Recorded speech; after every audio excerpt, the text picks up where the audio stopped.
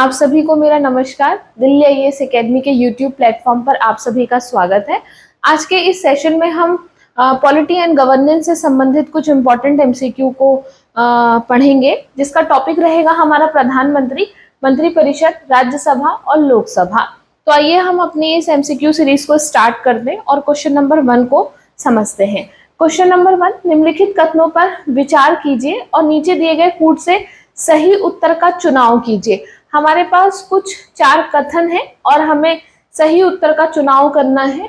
तो यहाँ पर सबसे पहले हमें सही को अंडरलाइन करना होगा, क्योंकि कई बार ये कंफ्यूजन हो जाता है कि क्या बताना है, सही कि नहीं कि गलत। तो ऐसे में सही को अंडरलाइन कर लेना है। संघ, पहला स्टेटमेंट है, संघ की कार्यपालिका शक्ति प्रधानमंत्री में निहित होती है। तो कार्यपालिका शक्ति प्रधानमंत्री में निहित होती है, ऐसा कहा गया है। प्रधानमंत्री की नियुक्ति राष्ट्रपति द्वारा की जाती है। प्रधानमंत्री मंत्रिपरिषद के प्रधान होते हैं। यह आवश्यक नहीं कि नियुक्ति के समय प्रधानमंत्री संसद के किसी भी सदन के सदस्य हों। यहाँ पर अगर हम सही कथनों की पहचान करें तो हमारा जो कथन नंबर 1 है, यानी कि ए स्टेटमेंट जो है, संघ की कार्यपालिका शक्ति प्रधानमंत्री में निहित होती है, ये रॉन्ग स्टेटमेंट है। जब हम संघ की कार्यपालिका शक्ति की बात करते हैं तो हमने आर्टिकल 53 को समझा था, और आर्टिकल 53(1) के तहत ये कहा गया है कि कार्यपालिका की समस्त शक्तियां राष्ट्रपति में निहित होती हैं, यानी कि ये यहाँ पर प्रधानमंत्री दिया गया है, प्रधानमंत्री रॉन्ग है, जबकि कार्यपालिका की समस्त शक्तियां राष्ट्रपति में निहित है। प्रधानमंत्री की नियुक्ति राष्ट्रपति द्वारा की जाती है, ये सही है। प्रधानमंत्री को नियुक्त किया जाता है राष्ट्रपति द्वारा। प्रधानमंत्री मंत्रिपरिषद के प्रधान होते हैं, तो मंत्रिपरिषद की अध्यक्ष होते हैं प्रधानमंत्री, ये भी सही है। और यह आवश्यक नहीं कि नियुक्ति के समय प्रधानमंत्री संसद के किसी भी सदन के सदस्य हो, ये भी हमारा जो स्टेटमेंट है ये भी करेक्ट है। कोई भी व्यक्ति प्रधानमंत्री नियुक्त हो सकते हैं, बस शर्त ये है कि 6 माह के भीतर उन्हें लोकसभा या राज्यसभा की सदस्यता लेना अनिवार्य होगा। तो ये कोई आवश्यक नहीं कि जिस समय पर कोई प्रधानमंत्री बने वो किसी संसद के सदन का सदस्य हो ही हो, ऐसा कोई कंपल्शन नहीं है। तो हमारा जो पहला स्टेटमेंट कटेगा, यानी कि ए हमारा, एक वाला जब हमारा कटेगा तो एक हमारा गलत है, तो इसमें भी एक है, ये भी गलत हो गया। इसमें भी एक है, ये भी गलत हो गया। इसमें भी एक है, ये भी गलत हो गया। तो हमारा जो राइट आंसर होगा वो होगा 2, 3, 4। ये हमारे करेक्ट स्टेटमेंट है। क्वेश्चन नंबर 2, भारत के प्रधानमंत्री के विषय में निम्नलिखित में से कौन सही है? तो यहाँ पर फिर से हमें प्रधानमंत्री के विषय में कौन सा करेक्ट स्टेटमेंट है ये बताना है। प्रधानमंत्री मंत्रिपरिषद का नाम मात्र का नेता होता है। गलत स्टेटमेंट। वह संसद के प्रति उत्तरदायी नहीं है। गलत स्टेटमेंट। वह अपने मंत्रियों में से किसी को बर्खास्त नहीं कर सकता। गलत स्टेटमेंट। प्रधानमंत्री मंत्रिपरिषद का वास्तविक नेता है, यही हमारा सही स्टेटमेंट है। प्रधानमंत्री मंत्रिपरिषद के वास्तविक नेता होते हैं, तो ये 2 का डी हमारा राइट आंसर होगा। अच्छा, ये क्यों गलत है? हमारे प्रधानमंत्री मंत्रिपरिषद का नाम मात्र का नेता होता है।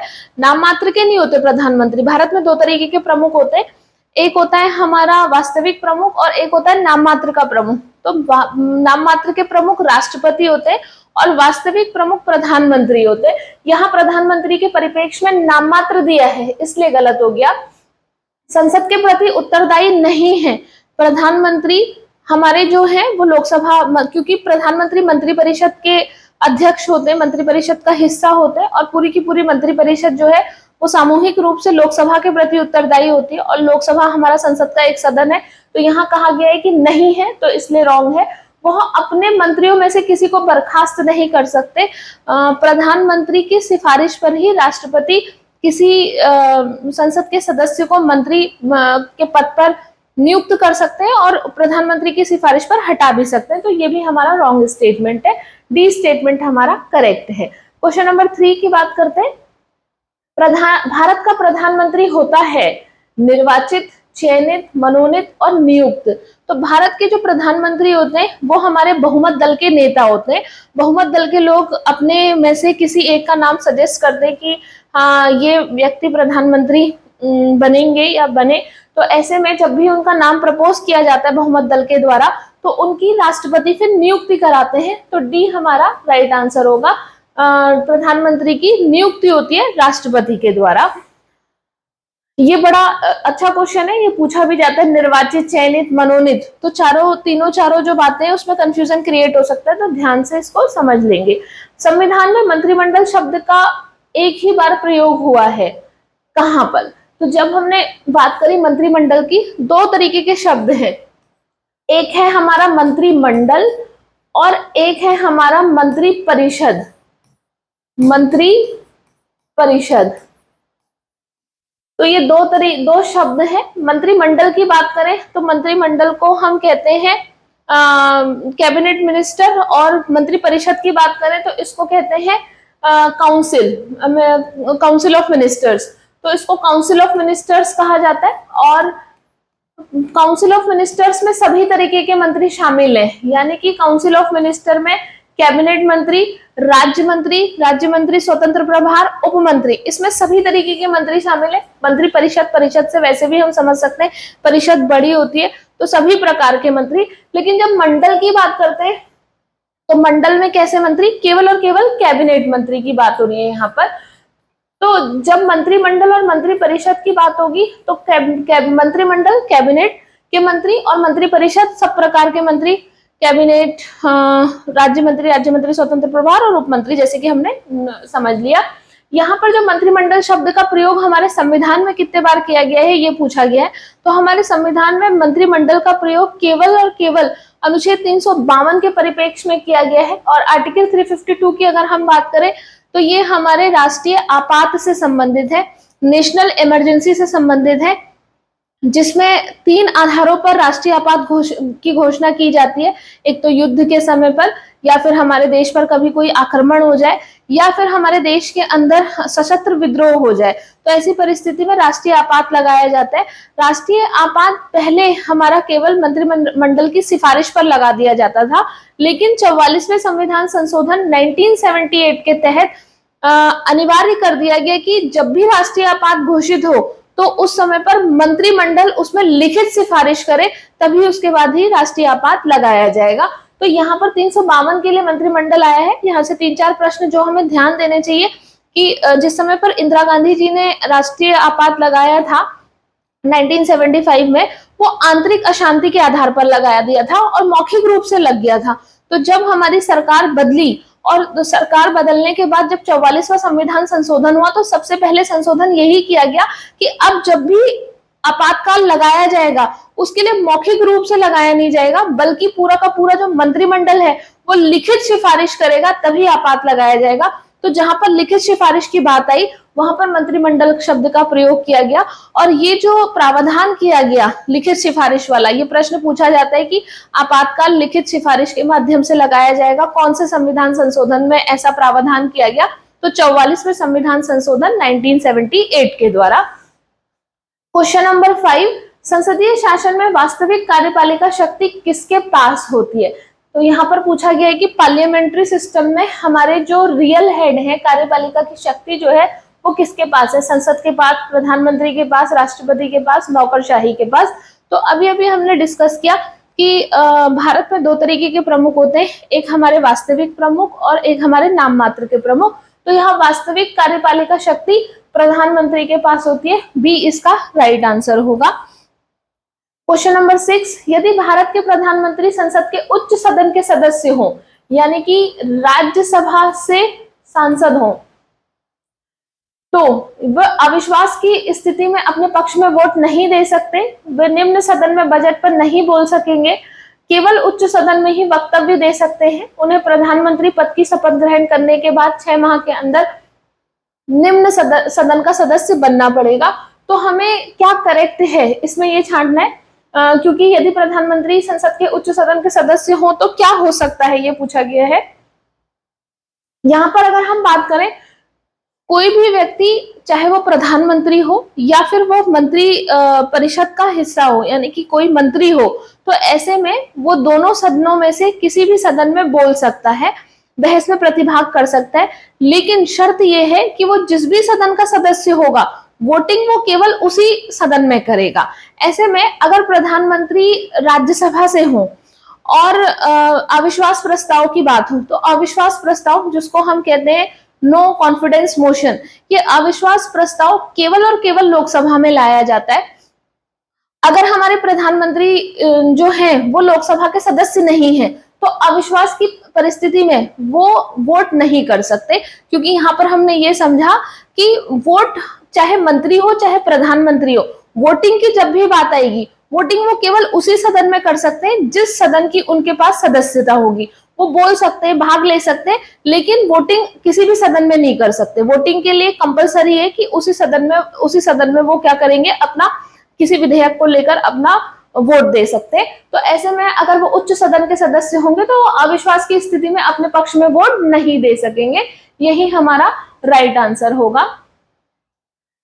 इसके अलावा अगर बात करें तो ये नेक्स्ट क्वेश्चन 7, भारत में बहुमंत्री जो संसद के सदनों में से किसी सदन का भी सदस्य नहीं, उसे मंत्री के पद से मुक्त हो जाना पड़ता है। कोई भी व्यक्ति मंत्री के पद पर रह सकता है, लेकिन शर्त यही है कि 6 माह के भीतर उसे किसी एक सदन की सदस्यता ग्रहण करना अनिवार्य है। तो यहाँ पर जो पूछा गया है कि कोई बिना चुनाव लड़े या बिना किसी सदन की सदस्यता लिए अगर कोई मंत्री बन जाता है या मंत्रिपरिषद का हिस्सा बन जाता है तो वो कितने माह तक, तो ऐसे में 6 माह तक। तो 6 माह के भीतर किसी एक सदन की सदस्यता लेना अनिवार्य है। क्वेश्चन नंबर 8, मंत्रिपरिषद सामूहिक रूप से निम्न किसके प्रति उत्तरदायी होता है? प्रधानमंत्री के प्रति, राष्ट्रपति के प्रति, राज्यसभा के प्रति और लोकसभा के प्रति। ये क्वेश्चन बहुत बार पूछा जाता है कि मंत्रिपरिषद सामूहिक रूप से किसके प्रति उत्तरदायी है। जब भी हम मंत्रिपरिषद की बात करते हैं तो मंत्रिपरिषद सामूहिक रूप से लोकसभा के प्रति उत्तरदायी होता है। यहाँ पर राज्यसभा भी दिया गया है, लेकिन हम मंत्रिपरिषद लोकसभा के प्रति उत्तरदायी है, क्योंकि हमारे जो भारत में जो सरकार का जो गठन होता है वो हमारे आम चुनाव से होता है, यानी कि निम्न सदन के चुनाव से होता है, या फिर हम कह सकते हैं कि लोकसभा के चुनाव से होता है। तो भारत में जो बहुमत का आंकड़ा देखा जाता है वो 543 सीटों में से देखा जाता है, यानी कि लोकसभा से देखा जाता है। तो ऐसे में जब भी सरकार गिरे या फिर कभी सरकार अपना बहुमत खो दे तो पूरे के पूरे मंत्रिपरिषद को रिजाइन करना पड़ता है। इसलिए मंत्रिपरिषद संसद के प्रति उत्तरदायी ना होकर या राज्यसभा के प्रति उत्तरदायी ना होकर केवल और केवल किसके प्रति उत्तरदायी होती है? लोकसभा के प्रति उत्तरदायी होती है। यहाँ पर इस बात को समझना होगा कि संसद नहीं है, केवल कौन सा सदन है? लोकसभा के प्रति उत्तरदायी है। और इसका क्या कारण है वो हमने डिस्कस कर लिया। क्वेश्चन नंबर 9 की चर्चा करते हैं। मंत्रिपरिषद के विरुद्ध अविश्वास प्रस्ताव लाने के लिए लोकसभा में सदस्यों की संख्या होनी चाहिए। जब भी कभी ऐसा हो कि ऐसा लगे कि सरकार के पास जो बहुमत का आंकड़ा होना चाहिए वो बहुमत सरकार खो चुकी है, तो ऐसे में विपक्ष अविश्वास प्रस्ताव ला सकता है। और अविश्वास प्रस्ताव लाने की शर्त है कि अविश्वास प्रस्ताव लोकसभा में आता है। दूसरी बात, अविश्वास प्रस्ताव जब भी लाना होगा तो इसके लिए उस लोकसभा के 50 सदस्यों के हस्ताक्षर की आवश्यकता होती है। बिना 50 सदस्यों के हस्ताक्षर के लोक अविश्वास प्रस्ताव प्रस्तुत नहीं किया जा सकता। तो कंपल्सन है 50 संसद के सदस्यों का क्या होना चाहिए? हस्ताक्षर होना चाहिए, लोकसभा सदस्यों का हस्ताक्षर होना चाहिए। तो सी इसका राइट आंसर हो जाएगा।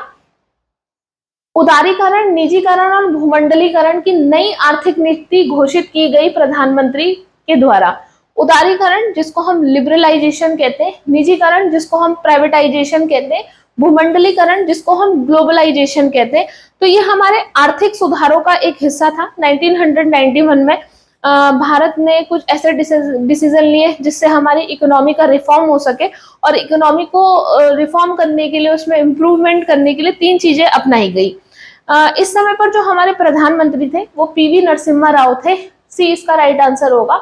और इस समय पर जो हमारे वित्त मंत्री थे वो मनमोहन सिंह जी थे। तो ये दोनों प्रश्नों के पॉइंट ऑफ व्यू से हमारे इंपॉर्टेंट है।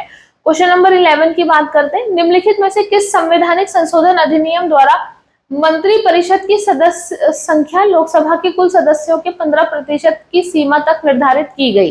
प्रश्न पूछा जा रहा है कि जो हमारे मंत्री होंगे उनकी सदस्यों की संख्या निर्धारित कर दी गई है, यानी कि टोटल कितने मंत्री बनेंगे वो निर्धारित कर दिया गया, उसका नंबर निर्धारित कर दिया गया है कि इतने ही लोग किसी सरकार में मंत्री बन सकते, केंद्र स्तर पर भी और राज्य स्तर पर भी।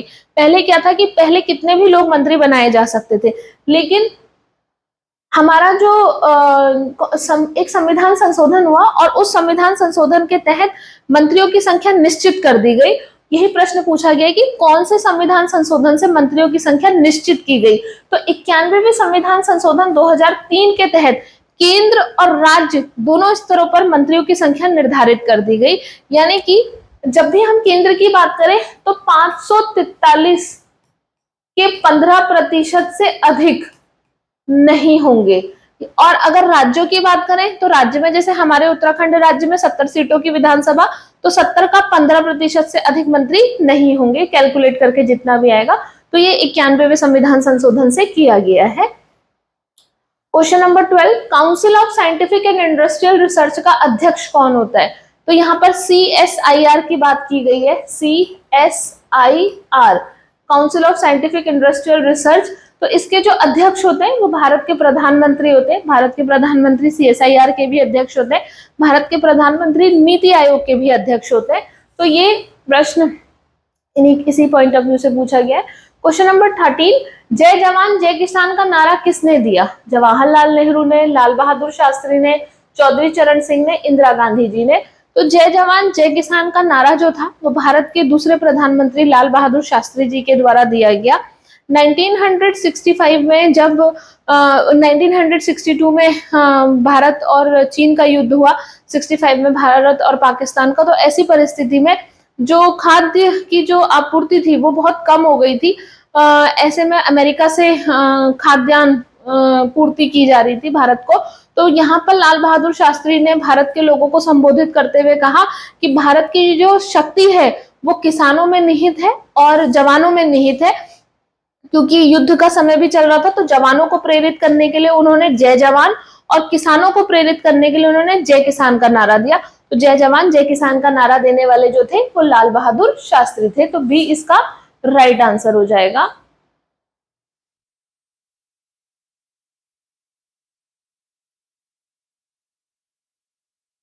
बी इसका राइट आंसर। क्वेश्चन नंबर 14 की बात करते हैं। लोकसभा में सदस्यों की अधिकतम संख्या निर्धारित की गई है। तो जब भी हम लोकसभा की बात करें तो लोकसभा में अधिकतम सदस्य हो सकते हैं 550। और वर्तमान दो तरीके की सदस्य संख्या होती है। अगर हम लोकसभा की और राज्यसभा की बात करें, एक होती है अधिकतम सदस्य संख्या। तो जब पूछे मैक्सिमम कितनी हो सकती है और अगर पूछे वर्तमान कितनी है, तो यहाँ पर ध्यान में रखना है कि पूछा क्या है, लोकसभा की अधिकतम सदस्य संख्या पूछा है कि वर्तमान पूछा है। तो जब भी अधिकतम सदस्य संख्या की बात आएगी तो लोकसभा की अधिकतम सदस्य संख्या 550 और लोकसभा की वर्तमान सदस्य संख्या 543 है। इस पॉइंट ऑफ व्यू से इसका आंसर सी हो जाएगा। क्वेश्चन नंबर 50, लोकसभा में केंद्र शासित प्रदेशों के लिए कितने स्थान आरक्षित हैं? तो जैसे हमने अभी कहा, लोकसभा में टोटल सदस्य अधिकतम सदस्य संख्या 550 है। तो ऐसे में 550 में से 530 सदस्य जो हैं हमारे, वो हमारे राज्यों से आते हैं। और यहाँ पूछा गया है कि केंद्र से, केंद्र शासित प्रदेशों से, यूटी से कितने लोग आते हैं? तो 20 सदस्य हमारे इस 550 में से यूनियन टेरिटरी से आते हैं। तो केंद्र शासित प्रदेशों से जो संख्या निर्धारित है वो 20 है। ये हम अधिकतम सदस्य संख्या की बात कर रहे हैं। भारतीय संविधान के किस अनुच्छेद के अंतर्गत लोकसभा में अनुसूचित जातियों के आरक्षण का प्रावधान है? तो यहाँ पर पूछा गया है अनुसूचित जातियों के आरक्षण का प्रावधान लोकसभा में। तो ये अनुसूचित जाति जनजाति का जो आरक्षण का, जनजाति भी इसमें शामिल है। प्रश्न में हालांकि अनुसूचित जाति ही कहा गया है। तो अनुसूचित जाति और जनजातियों का जो आरक्षण का प्रावधान है कि लोकसभा में SC ST की इतनी सीटें रिजर्व हैं, ये जो प्रावधान है ये आर्टिकल 330 के तहत दे रखा है। तो ए इसका राइट आंसर हो जाएगा। वहीं अगर हम 331 की बात करें तो अनुच्छेद 331 के तहत एंग्लो इंडियन का रिजर्वेशन था, जो कि अब समाप्त कर दिया गया है। तो इसके तहत आंग्ल भारतीय समुदाय का रिजर्वेशन था। 332 के तहत कहें तो विधानसभा में SC ST सीटों का रिजर्वेशन है। और अगर हम बात करें 333 के तहत तो विधानसभा में ही आंग्ल भारतीय समुदाय का रिजर्वेशन है, जो कि समाप्त कर दिया गया है। तो तो ये तो अब ये दोनों तो समाप्त हो गया है। बाकी अगर पूछे कि केंद्र स्तर पर यानी कि लोकसभा में हमारे ये जो हमारे SC/ST रिजर्वेशन है वो कौन से तो 330 से ये प्रश्न पूछे जाते हैं लाइन से। 330, 331, 332, 333 इसको क्रॉस चेक भी कर लीजिएगा। लोकसभा का कार्यकाल किसी भी स्थिति में नहीं बढ़ाया जा सकता है। एक बार में 6 महीने के लिए बढ़ाया जा सकता है। आपातकाल की घोषणा के दौरान एक बार में 1 वर्ष तक के लिए बढ़ाया जा सकता है। आपातकाल की घोषणा के दौरान एक बार में 2 वर्ष के लिए बढ़ाया जा सकता है। सामान्यतः लोकसभा का कार्यकाल 5 वर्षों का होता है, लेकिन किसी परिस्थिति की वजह से अगर भारत में आपातकाल की स्थिति हो यानी कि 352 भारत में इम्पोज हो तो ऐसे में चुनाव नहीं कराए जाते और लोकसभा का जो कार्यकाल है 1 वर्ष में एक बार के लिए बढ़ाया जा सकता है। तो इसका राइट आंसर हो जाएगा बी, सॉरी इसका राइट आंसर होगा सी। आपातकाल की घोषणा के समय एक बार में 1 वर्ष के लिए बढ़ाया जा सकता है, तो सी राइट आंसर होगा। लोकसभा के कम से कम कितने सत्र बुलाए जा सकते हैं? तो लोकसभा में कम से कम कहा गया है, तो लोकसभा में 1 साल में 2 सत्र बुलाए जा सकते हैं, क्योंकि 2 सत्रों के बीच का जो अधिकतम गैप हो सकता है वो 6 माह का हो सकता है।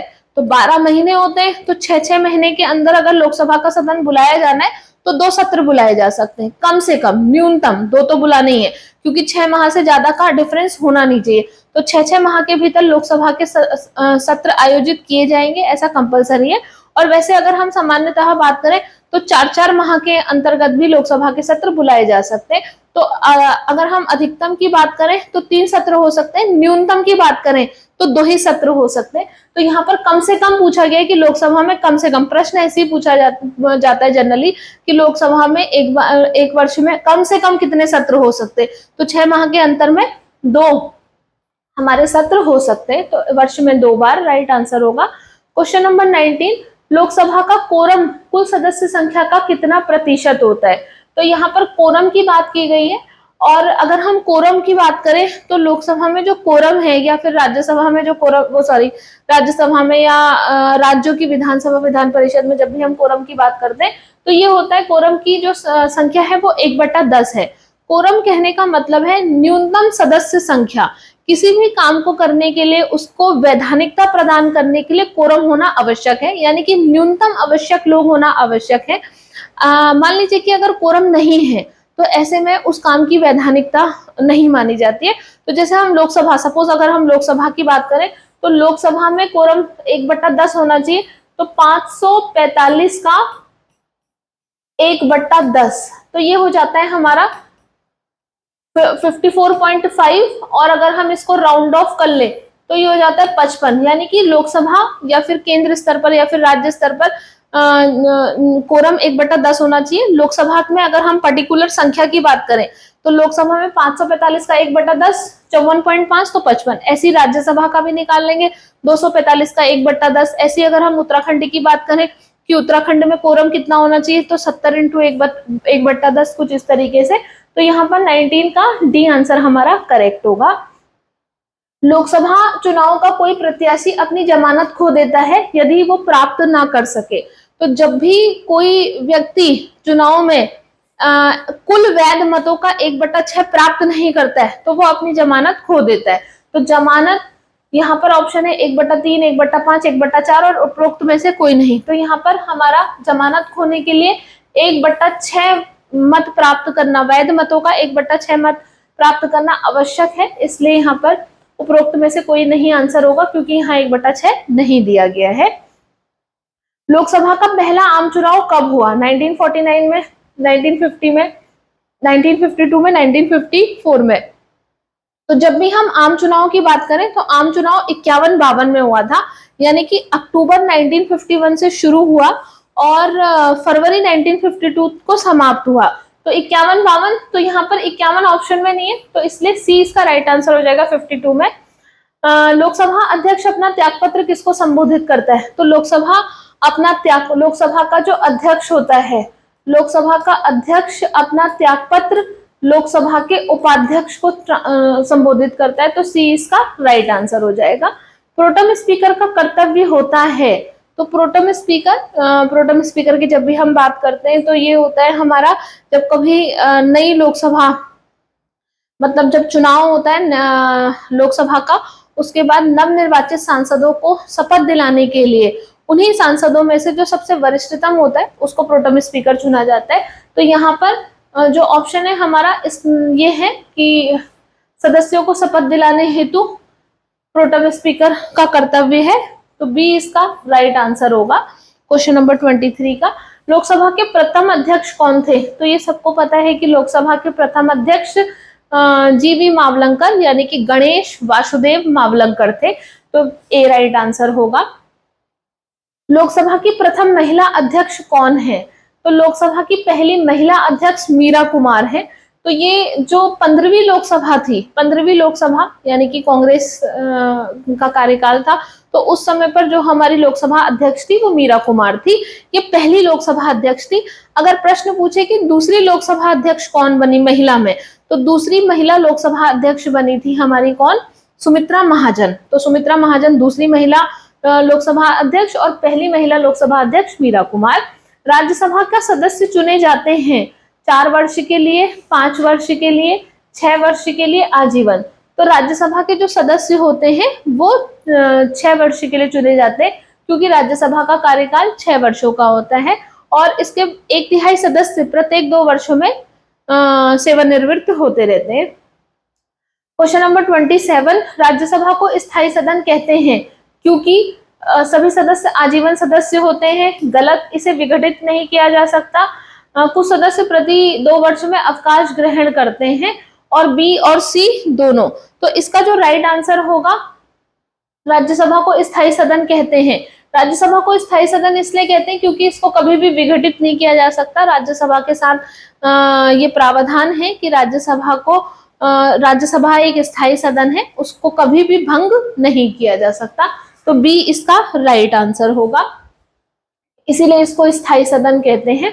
क्वेश्चन नंबर 28, राज्यसभा को भंग करने का अधिकार किसके पास है? राष्ट्रपति के पास, सर्वोच्च न्यायालय के पास, उपराष्ट्रपति के पास, उपरोक्त में से कोई नहीं। तो उपरोक्त में से कोई नहीं राइट आंसर होगा, क्योंकि अभी इससे पहले ही प्रश्न में हमने देखा कि राज्यसभा एक स्थायी सदन है, उसको कभी भी विघटित और भंग नहीं किया जा सकता। क्वेश्चन नंबर 29, राष्ट्रपति मनोनीत कर सकते हैं राज्यसभा में 10 सदस्यों को, 2 सदस्यों को, 15 सदस्यों को, 12 सदस्यों को। तो राष्ट्रपति राज्यसभा के लिए 12 सदस्यों को मनोनीत कर सकते हैं कला, विज्ञान, समाज सेवा के क्षेत्र से। तो डी इसका राइट आंसर हो जाएगा। क्वेश्चन नंबर 30, निम्नलिखित में से किसके संबंध में राज्यसभा का अनन्य अधिकार है? राष्ट्रपति को अपदस्थ करने हेतु कार्यवाही प्रारंभ करना, सर्वोच्च न्यायालय के न्यायाधीशों को अपदस्थ करने हेतु कार्यवाही करना, अखिल भारतीय सेवाओं का सृजन करने हेतु संस्तुति करना। तो अनुच्छेद 312 के तहत, आर्टिकल 312 के तहत राज्यसभा को ये शक्ति प्राप्त है कि राज्यसभा कोई अखिल भारतीय सेवाओं का सृजन कर सकती है। राज्यसभा के पास 2 विशेषाधिकार हैं, एक अनुच्छेद 249 के तहत और एक अनुच्छेद 312 के तहत। आर्टिकल 249 के तहत राज्यसभा किसी राज्य सूची के विषय को राष्ट्रीय हित का या फिर हम कह सकते हैं कि राष्ट्रीय विषय घोषित कर सकती है राज्य सूची के विषय को। और दूसरा, अगर हम 312 की बात करें तो अखिल भारतीय सेवाओं का सृजन कर सकती है। तो प्रश्न पूछा जाता है कि राज्यसभा के पास कौन कौन से 2 विशेषाधिकार हैं? एक तो 249 के तहत और एक अनुच्छेद 312 के तहत 2 विशेषाधिकार हैं। तो इसका जो राइट आंसर होगा वो होगा नई अखिल भारतीय सेवाओं का सृजन करना। क्वेश्चन नंबर 31, भारतीय संसद बनती है लोकसभा, राज्यसभा और राष्ट्रपति के द्वारा। तो डी राइट आंसर हो जाएगा। क्वेश्चन नंबर 32, बिना अनुमति के कितने दिन संसद में अनुपस्थित रहने पर किसी संसद के सदस्य को अयोग्य घोषित किया जा सकता है? तो यदि कोई संसद का सदस्य लगातार 60 दिनों तक कंटिन्यूएशन में 60 डेज तक सत्र चलने के दौरान 60 दिन तक अगर अनुपस्थित रहे तो वो क्या हो सकता है? अयोग्य घोषित हो सकता है संसद में अनुपस्थित रहने पर। संसद के दोनों सदनों के संयुक्त अधिवेशन की अध्यक्षता कौन करता है? तो संसद के दोनों सदनों की संयुक्त अधिवेशन अनुच्छेद 108 के तहत बुलाया जाता है। और जब दोनों सदन एक साथ होंगे, लोकसभा और राज्यसभा जब संयुक्त बैठक करेंगे तो कौन अध्यक्षता करेगा? तो यहाँ पर जो अध्यक्षता होती है वो लोकसभा के स्पीकर के द्वारा होती है। तो सबसे पहले लोकसभा अध्यक्ष अध्यक्षता करते हैं। अगर लोकसभा का अध्यक्ष अनुपस्थित हो तो इनकी अनुपस्थिति में, अगर ये अनुपस्थित हो तो इनकी अनुपस्थिति में जो अध्यक्षता करेंगे वो लोकसभा के उपाध्यक्ष करेंगे।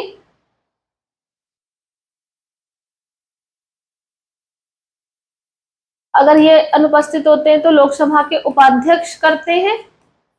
और अगर ये भी अनुपस्थित हो, अगर ये भी अनुपस्थित हो जाए तो ऐसे में जो अध्यक्षता होती है वो राज्यसभा के उपसभापति, तो राज्यसभा के उपसभापति हमारी अध्यक्षता करते हैं।